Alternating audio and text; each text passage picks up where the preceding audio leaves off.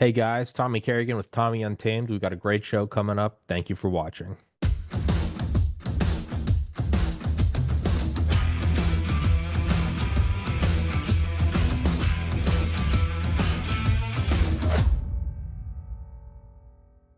80 years and 1 hour to the minute.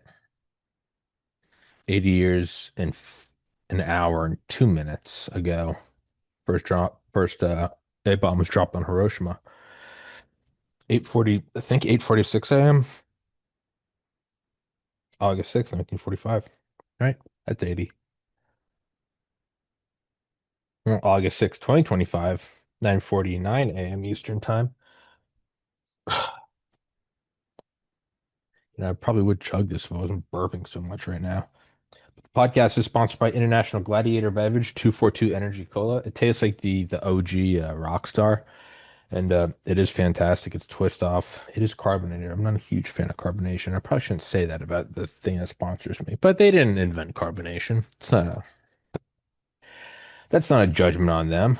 That's just me personally, and especially on I don't know what causes if you don't drink carbonation, what causes burping?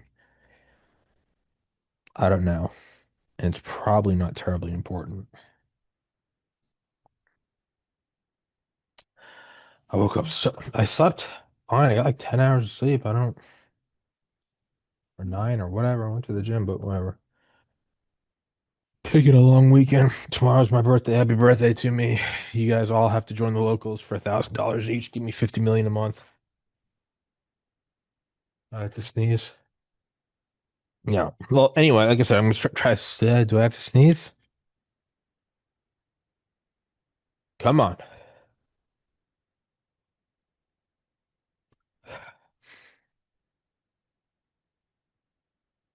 Okay. I always take my glasses off because I sneeze on my glasses. And you can wipe water off, but anything else streaks. But yeah, I've just been waking up earlier, and it's hard to get guests to do an 8 a.m. show, so I'm gonna start doing solo rants and actually start doing them live. That's why there's no thumbnail. That's why the thumbnail is just a logo, and that's why there's no title because I don't know what it is. But yeah, I think what it's the last couple of days is of solo rants in the past have been guest doesn't show up. Very rarely did I plan them, but sometimes I did.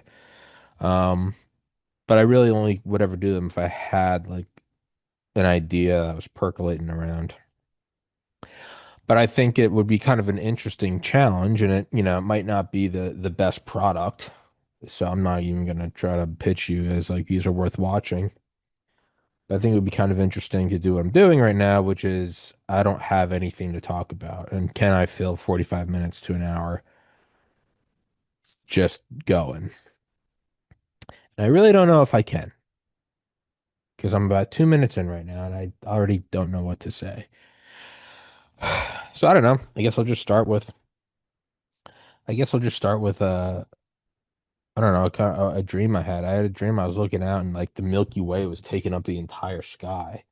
And it was because the Doppler effect as it emits sound, but then the sound source itself is approaching. So the the the frequency of the noise impulses becomes quicker and quicker and quicker, no, no, no, no, no, no, no, and then it goes away. Obviously it becomes louder. And then I know with the light there's red shift and blue shift, right? If it's moving closer to you or moving farther away. I had this dream that of course in a dream no one questions it. I was like there's with like a crowd of people and we all looking at the Milky Way. And I don't mean like it was like bright. I mean like horizon to horizon,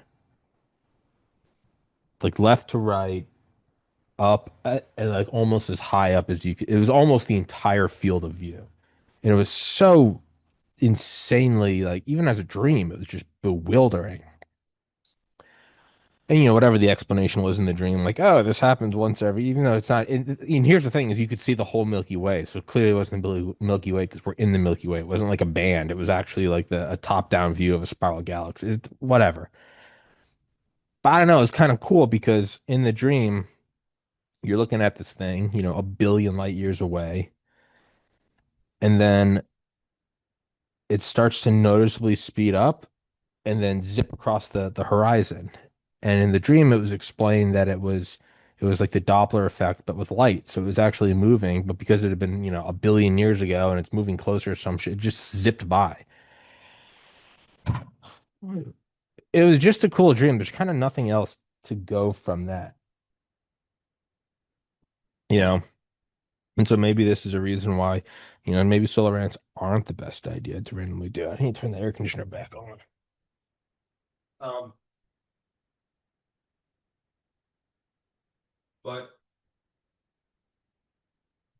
so I read a book a couple weeks ago called Project Azorian, which I had like tangentially known about, I don't know, for a long time. Yeah, I've always just been into kind of Cold War history. Would be funny if I just vomited right now. Um, and I knew the Glomar Explorer and the Glomar response we can neither confirm nor deny. And I always known about it, but I didn't really thought too much of it. Like we went and picked up a Soviet sub. And then I kept seeing the it was I guess it was like an Audible original, meaning it's free. And it was just, it was a cool thumbnail. It was looking up at a ship in the water, so it's, dark and then sunlight coming through. And it had been recommended so many times. And I normally don't read anything like recommended because it's normally all dog shit. It's like, it's just some thing you've seen 100 trillion times of some douchebag like how I made my own way. I'm sure you did, but off, I don't care. But I kept seeing this, and I was like, well, I am a sucker for this shit. And so finally I listened to it. I'm a conspiracy guy. Anyone that watched this show knows like I am not, you don't got to pitch conspiracies to me. I actually have to like reel myself in because I want to believe and I'm up for anything. Some people are like very, you kind of see it all the time now. Even now, people tiptoe around it. They're like, I don't want to be a conspiracy theorist. Dude, I've been like mentally unhinged since like middle school reading about this shit. I don't care. And the title of conspiracy theorist means nothing to me. I don't give a. It's provable U.S. history. JFK getting shot and the CIA covering their tracks is no more or less history than yesterday, I did an episode with Morgan Lorette. It's just history. It's not that one thing's a conspiracy and another thing's a fact. They're all factual. They're just factual. The last full moon you saw is as factual as the conspiracy, I don't know, to create the Federal Reserve, where a bunch of wealthy industrialists went on Senator Aldrich's private train car using pseudonyms and went to an island to talk about something and passed it on New Year's Eve. It's just what it is. All right. And if you're watching this tomorrow, this show is just as much history as that. It's just as much history as the fact that there was something called Operation Vigilant Guardian, run by NORAD and the United States Air Force on September 11th, 2001, about planes getting hijacked and used as bombs and suicide things, and a bunch of planes were out on this drill. So when it started happening, people had to start saying, or fighter pilots had to start saying, real world or exercise. Dick Cheney, for the first time in 50 years, a week prior, had removed NORAD's authorization to dispatch fighter jets on their own, I think. And then a week after 9/11, put it back. Just fun for this energy drink company is like we're sponsoring him. Oh God. All I'm saying is the lizard reptiles. No, I mean, but these are all provable things and they're fascinating. They're outright fascinating. And I do have another phone call, so I have to watch the time. Um, but so I say that to say, like, you don't have to pitch this stuff to me. A lot of people do. It does need to be pitched. And I know I just 2 minutes ago called them all faggots, but like, hey, whatever. You grew up with this and you never questioned any of it, and it's new to you, and there's social pressure. Again, I personally think that's weakness. You should think for your own and fuck every, but whatever. Better late than never.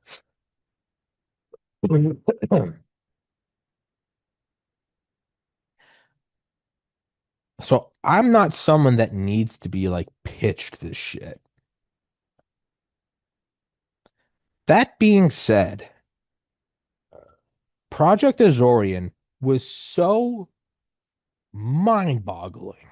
It was so mind-boggling. Like very rarely have I ever like listened to a book again as soon as I finished it. I did it with Raven Rock by Garrett Graff. I did it with Blitzed by Norman Ohler. I think I did it with Operation Paperclip by Annie Jacobson. I think just those three.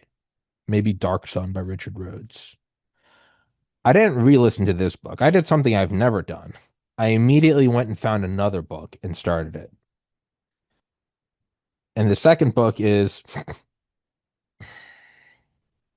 so the first one's Project Azorian. I think the guy that wrote it passed. There's the book. Yeah. Project Azorian by Norman Polmar. It's got the boat and the whatever. I do believe he passed. That was the first one I read. And the second one I read is by a guy named Josh Dean, who I've reached out to several times now. He has not responded. The Taking of K-129. K-129 was the ship by Josh Dean. And it's like, so why is this so insane to somebody like me who loves this shit? Face value, I mean, sure, technically impressive, absolutely. Reach down, grab this thing. But again, happened in the 70s. We went to the moon a decade earlier. SR-71 is 15 years old. In the 50s, the NSA was bouncing radio signals, not even from homeland, not even from, huge arrays on the homeland. Ow. But on ships, bouncing it off the moon, using the moon as a radar. That was in the 50s. That was in the 50s. In case radar went down and you needed to use a celestial object. And then a couple years later, they did it off Mars. Me. Nuclear subs. When Eisenhower was president, was it Polaris? Where it wasn't Khrushchev. Khrushchev was when Kennedy was. Maybe it was Khrushchev. But Eisenhower actually brought one of the Soviet premiers over and they watched it on a television feed, it breaking through the ice, I think on Christmas Day or so in the 50s. I mean, May, right? I just found out a couple months ago that the ball turrets on World War II bombers had rudiment like early primitive computers, like lead time and shit. Picking up a ship from a sub from the bottom of the ocean. I think it was 3 months. Yeah, sure, very impressive. More impressive is the fact that you did it without letting the Soviets know you did it. That's very impressive. But even that, sure, they broad strokes built a giant ship that had an opening under it, and it would lower down these cables, or actually these long metal tubes that were actually made using knowledge from the creation of artillery barrels, so perfectly fitted, and it would weigh down and it'd pick it up, and then obviously it contracts, and it even had these little claws and stuff and lights and everything. Even the lighting was cool. Like they made special lights so it wouldn't diffuse out.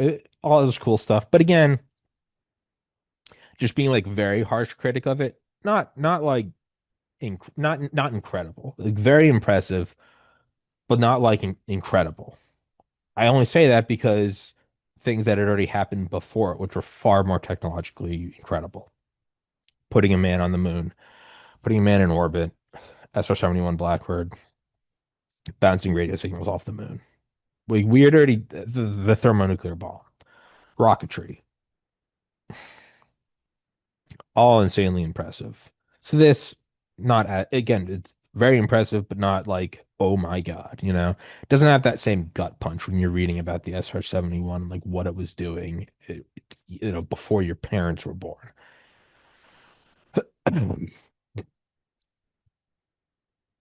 What's like with me though is like the psychological operation shroud around it. All of it is great spy movie shit.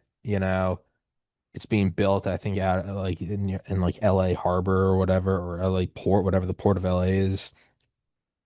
And you have barbed wire fences and stuff, and you have guys walking around with a high vis vest, and like they're actually CIA, like they're not normal security guards, they're legit like paramilitary, like Dale guy, all sexy, whatever. But again, kind of like what you expect, just as a threshold of, in general, the Cold War was nuts.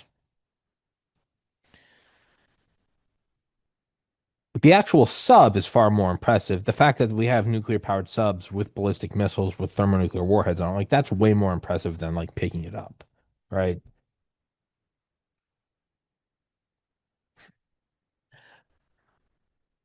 If I used a fishing rod to pick up my iPhone across the screen, it'd be impressive. Big man, he hooked that. Wow, he hooked that. The iPhone's way more impressive than the fishing rod, is my point. Like the in-depth shit they went to, not like classification and levels of and need to know. I get all that, and as with most things, even pilots in the Cold War never knew what the actual mission was. They were told they were going here, and they knew the airspace. But it was in case you were captured, it couldn't be tortured out of you because you actually didn't know. They could get some stuff out of you, but if you actually don't know, like if I had to guess, let's say I had like Dale on and Dale wanted to discuss a topic, I would be like, yeah, it's Dale. And yet Dale is CIA, shadowy spook guy, but I'd be like, it was just a show. You could torture it out of me. And eventually, if you tortured it, I'd show you my iPhone. I'd be like, these are my private texts with Dale. Like, it's nothing. But if I actually had no idea that Dale was like doing something, and there's nothing to like withdraw from me, I wouldn't know. So I get all the need to know stuff and yada yada yada. And the cover story was that they were mining manganese nodules. I think they said they were, I don't know. I think they said they're like this size. They were they kind of looked like volcanic basalt, but lighter. All right.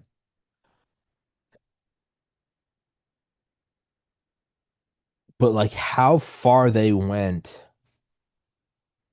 to make sure everyone thought it really was a mining rig. Like to the guys they hired, like purposely hiring dudes that were like overweight construction workers. So if you looked at it, it'd be like, okay, what? Yeah, they're construction workers. They gave them manganese nodules, and the thought behind it was you're to give these guys little souvenirs and tell them not to share them or talk about the ship you're working on because it's proprietary and it's very top secret. You're working for Howard Hughes, the eccentric billionaire. Like he was the Elon Musk at the time. Knowing full well all these guys would go to the local bars and try to get laid or try to impress the other construction workers about what they were doing. And hey, I'm not supposed to tell you this, but tossing back their 10th beer or something. And they so much so the CIA, who they didn't know, it was a front company, we'll just call it whatever, Tommy Construction. Tommy Construction, which was housing them, gave them tons of free liquor and put them in a hotel near bars. So they would go out and talk about this shit, even though they weren't supposed to. Supposed to. But that was the intention. You were telling them not to do it, knowing full well they were going to do it, and that actually being your plan. To have them at local pubs, because that's where you would go if you're just in general picking up intel.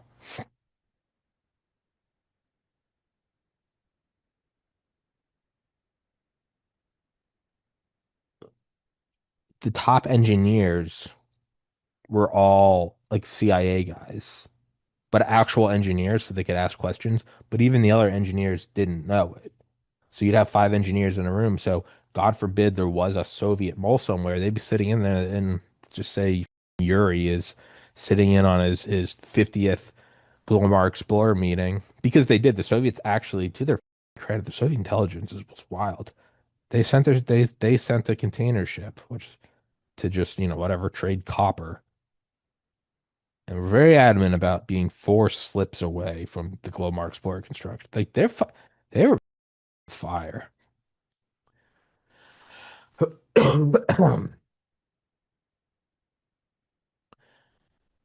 But they actually wanted to be to the point where guys would just be like, You're sitting on a meeting, but dude, it really is about manganese nodules. Not knowing that one of the guys in the meetings was actually CIA to make sure it didn't drift.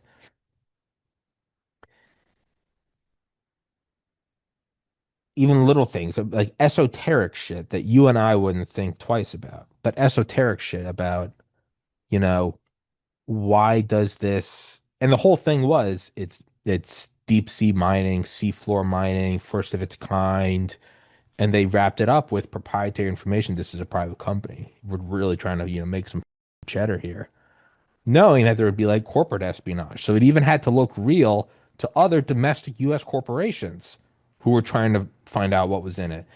Because if they start saying it's proprietary information,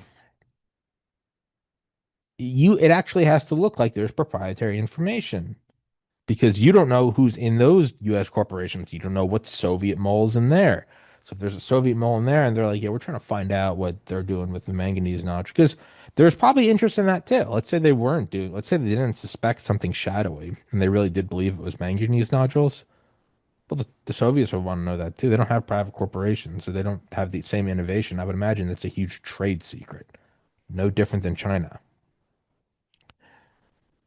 So, what's the crusty shit you get in your eyes? And how come I don't get it every morning? Like, what is that? Just gunk? Just a nuke goes off in Portland, and that's the last 10 seconds of my life. What's that stuff in your eyes? And just vaporized.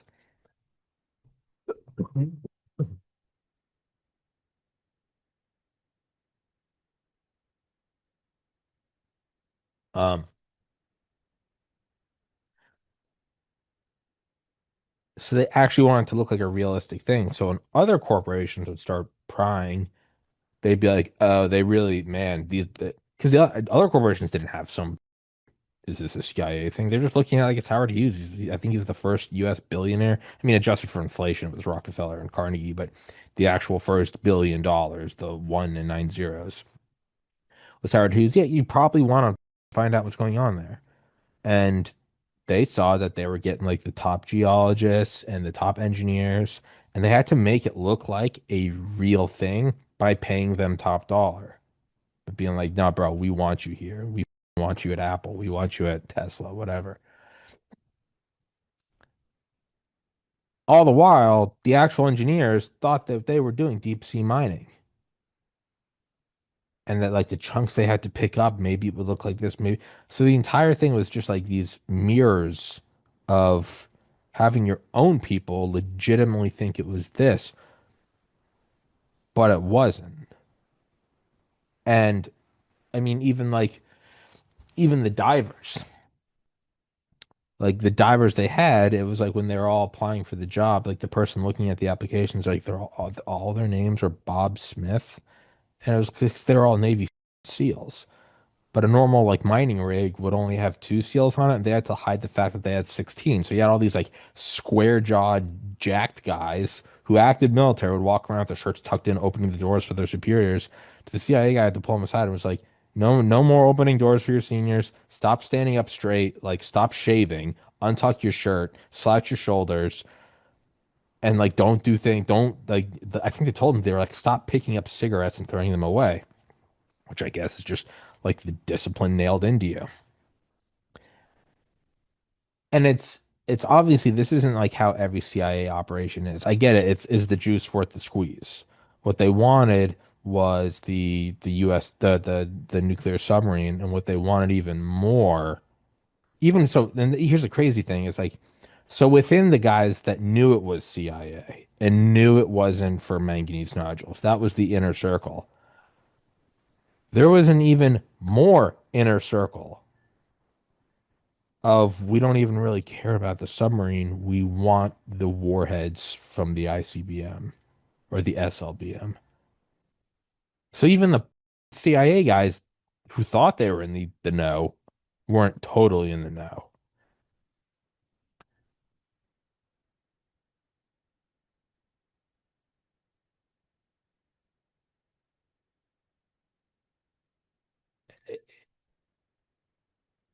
And it's like none of this is revisionist history. None of this is looking back and going, oh, this is why this happened. Like I was reading that book about Grover Cleveland, and the author made a good point. When you're reading about presidents, you often hear anecdotes or stories or whatever from when they were young. And we have this romantic ideal of we pick an action, a thing, of whatever they did.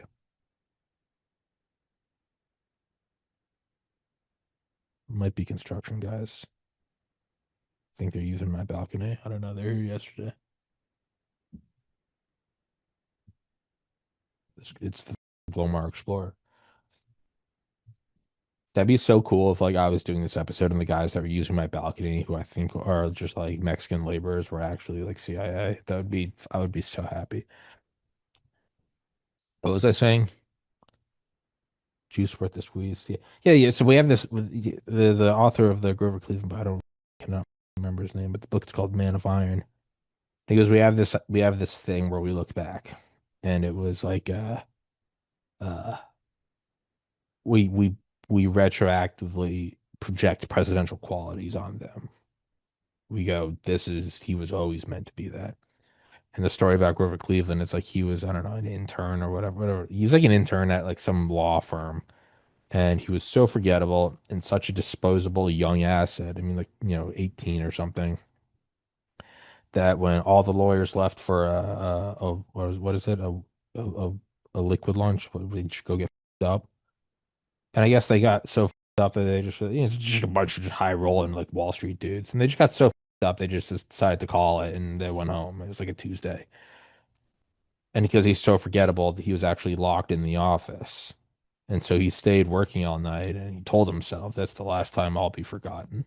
But then when told this story later on in his life, Grover was like, that's not at all what happened at all.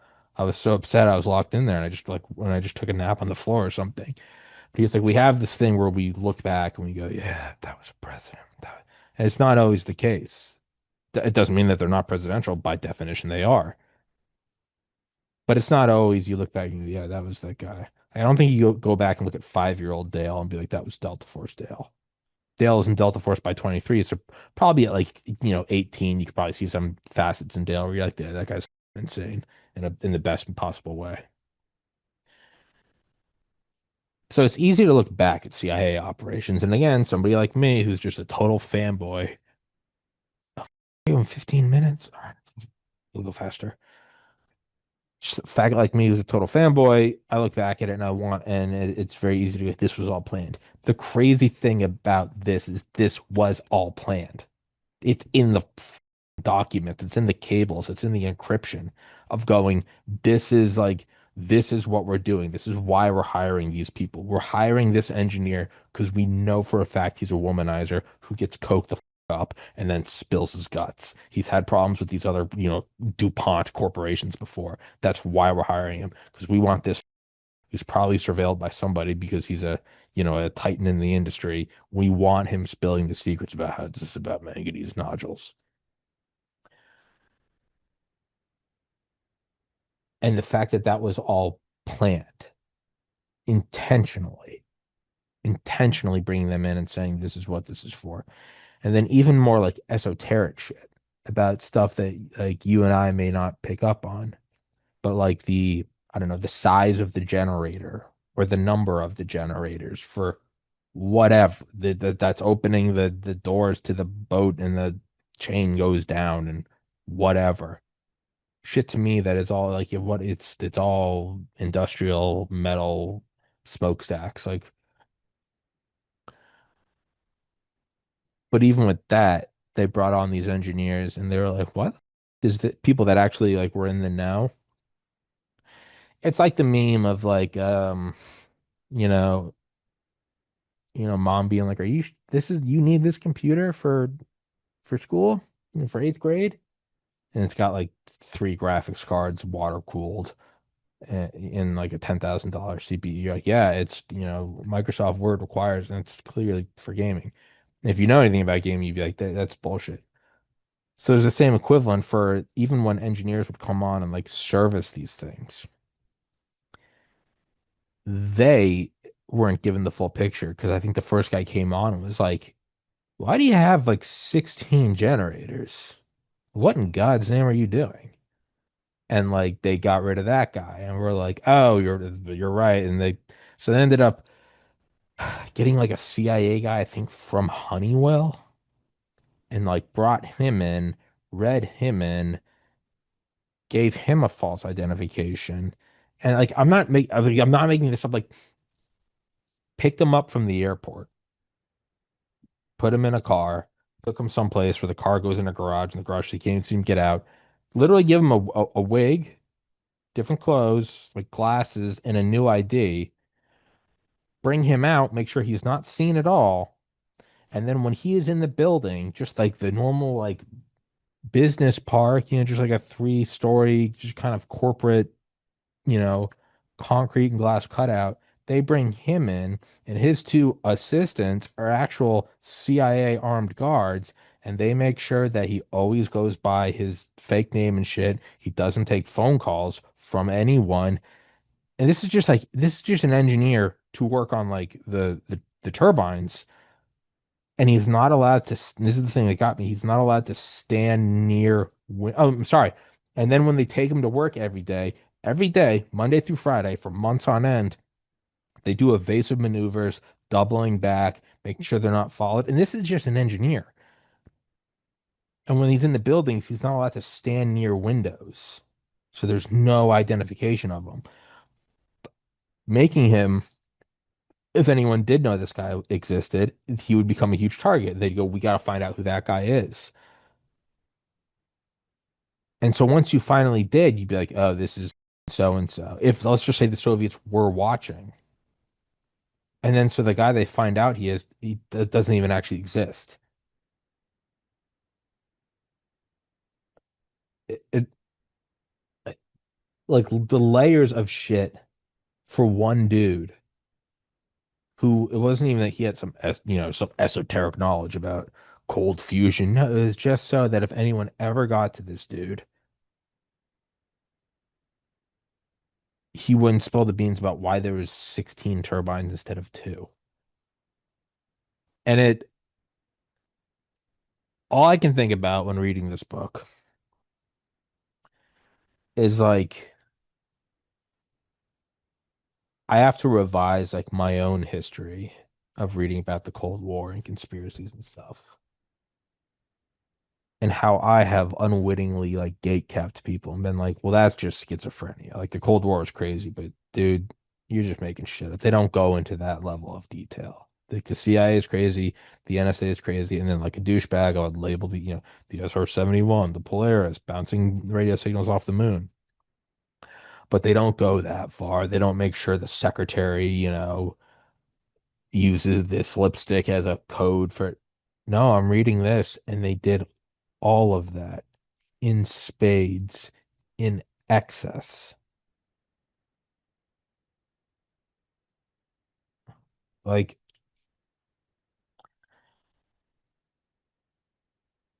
so like I think I owe an apology to the people of like, I think some things are dog shit. Like I don't, I think we did go to the moon. I'll say why I think we went to the moon because the Soviets would have they had already sent a rover to the moon and orbiter to the moon, and they'd crashed shit on the moon before. It would be the biggest intelligence coup and propaganda coup to show that we didn't actually go. They would have done that. That to me right there is just like that's it. I don't doubt that it's crazy, and I know there's a lot of plot holes in it, like they lost the telemetry data. Like, oh, we sent an orbiter and it detaches and the guys go down and then they have to jump back up to the orbiter. Well, if they missed, I'm like, yeah, that to me that shouldn't be surprising at all. Like, what the intelligence community is like willing to like willing for you to die? Like that shouldn't be a surprise. Now, what was on the moon and why didn't we go back? I think you could very well argue that there's like alien artifacts or something. But I have to like revise my own when I see like people like looking at body language or why did this guy say this or do you think this movie was released to change the narrative? And I'm always like, dude, they're not doing that. They have stuff out at Groom Lake and they probably have a secret space program, but like They're not having actresses play things to plant seeds in your mind. And after reading this book, I'm come back and I'm like, nah, they might. Actually, I feel like this is the precedent. This is the threshold for saying they do. Now, again, this was way more intense than like the vast majority of operations. And I get that that's not the norm. This was like a platinum tier thing. Actually, platinum tier is probably shit we never heard about. But even like they sent like a plane there. We go in like 5 minutes. They sent like a plane over to where the Chile, which is where it was like rendezvousing, full of like pilots and engineers and shit. And they wanted it to seem like it was like a real corporate bacchanalia. Wolf of Wall Street asking that like the plane itself turned into like a party plane or a pleasure plane to air conditioning. So like, if it's all CIA spooks, it's going to be very clean cut. And again, they want to make sure that there aren't moles. And the Soviets, it seemed like they were watching it. They knew something was up. Now, the upside was is the Soviets didn't know exactly where K-129 went down, and we did. And that's the technological upside. But even when the Glomar Explorer went out there, there were still a bunch of Soviet ships nearby, and there's repeated instances. And you want to know how crazy it was? So you have these layers of these concentric circles of like the white project, the black project, the unacknowledged. These guys think it's for manganese nodules and it's proprietary information. The inner guys think it's we got to get the sub for the CIA, and the innermost guys are actually we want to get the nuclear warheads for the AEC under the DOE. So by that logic, there's probably an innermost circle. I don't know what it would be. None of them even knew that we had our own ship followed by one of our own stealth nuclear submarines, had the nuclear warheads removed, and had um, just outfitted it with normal like ballistic conventional explosive torpedoes, and it trailed it.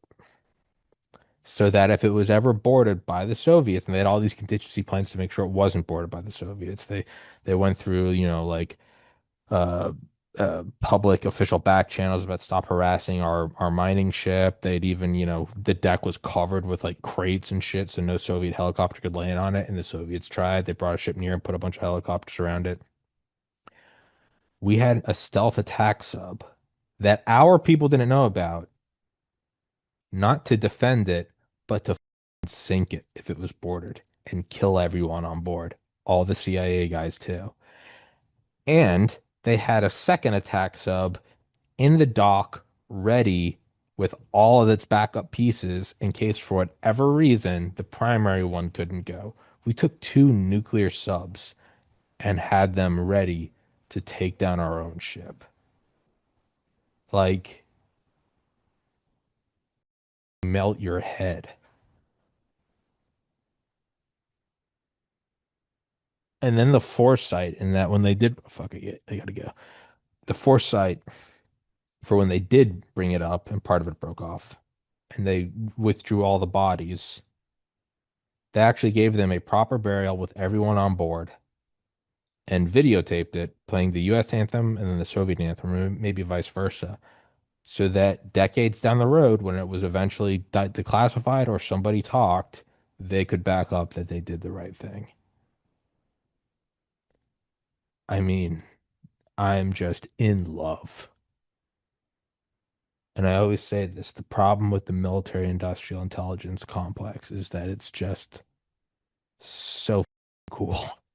So we got to wrap this up. Hope you guys enjoyed it. Go read the book. Hey there! Are you tired of skyrocketing subscription costs? With Q Broadcast, you get an entertainment package that is unmatched by other providers, with all your favorite content in one affordable bundle. Enjoy a 15-day trial for just $14.99. And if you refer 3 friends and they stick around, your subscription is free. Say goodbye to high-priced subscriptions, contracts, and hassles, and say hello to streaming simplicity with Q Broadcast. This changes everything. Heaven's Harvest Prepper Food, 72 servings per pail, 25-year shelf life. I've had the owner Clayton on the show before. He's a God-fearing, America-loving patriot. Get one of these, get a couple of them, throw them in your basement. It's good to have it, not need it, than to need it and not have it. If you don't want to do that, you can get their seeds. You can plant your own garden, so you don't even have to keep buying them. You can just get the goods and start your own, or you can even get freeze-dried fruits and vegetables like bananas, apples, strawberries, and raspberries. They support the show. It's an honest product. It's a good safety measure to have, and they keep my show free for you. So I'd implore you guys to please go to heavensharvest.com, use the link in the description, promo code TPC. Axios Fitness Coaching is a premium resource for holistic strength and conditioning services. Axios is best known for the Training Club, capital T, capital C, an exclusive community that prioritizes accountability, technique, diet, and nutrition. Everything you need to do to take action against the decay of the modern world. Whether you're looking to improve your physique, build strength, or just take care of your health and fitness, Axios will provide you with a solution that is effective and simple to execute. All you need to do is complete the intake survey, and you can see if you're a good candidate for the training club or any other of the services. And it's going to sponsor the show. So, one company falls off, another one arises. So if you guys like the show, you want to work out, throw the show a couple shekels. Go take the survey. Thank you so much, guys. Higher ultraviolet exposure is associated with lower mortality. The United Kingdom is a high latitude and low sunlight country. Researchers there collected data on over 360,000 participants in a study of UV exposure via solarium use. When compared with non-users, solarium users had 15% risk lowered of all-cause mortality, 23% lower risk of cardiovascular mortality, 14% lower risk of cancer mortality, and a 12% lower risk of non-cardiovascular, non-cancer mortality. In other words, all other causes. Quoting the researchers, our study adds to the growing evidence that the benefits of UV exposure outweigh the risks in low sunlight environments. A link to the original publication is available in the box below the video. Get some UV light this winter.